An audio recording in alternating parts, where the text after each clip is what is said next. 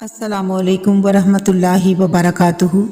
ہمارا آج کا موضوع ہے حضرت ام سلیت رضی اللہ عنہا کا غزوات میں خدمات سر انجام دینا۔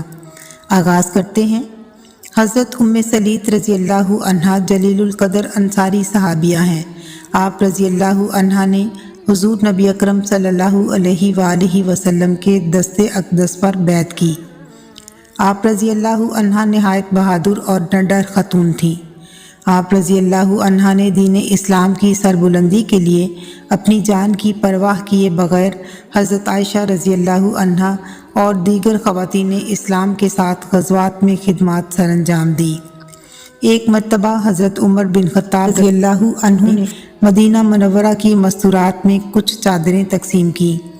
ایک عمدہ چادر باقی بچ گئی۔ حاضرین میں سے کسی نے کہا، اے امیر المومنین، یہ رسول اللہ صلی اللہ علیہ وآلہ وسلم کی اس صاحبزادی کو دے دیجئے جو آپ کے حرم میں ہے۔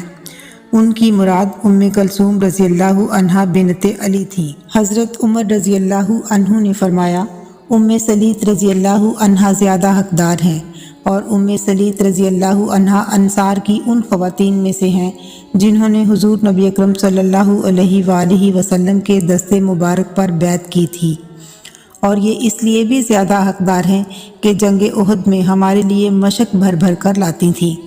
حضرت ام سلیت رضی اللہ عنہا کی وفات کا اہل سیر نے تذکرہ نہیں کیا۔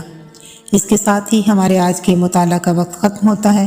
آئندہ تک کے لیے اجازت دیجیے۔ اللہ حافظ۔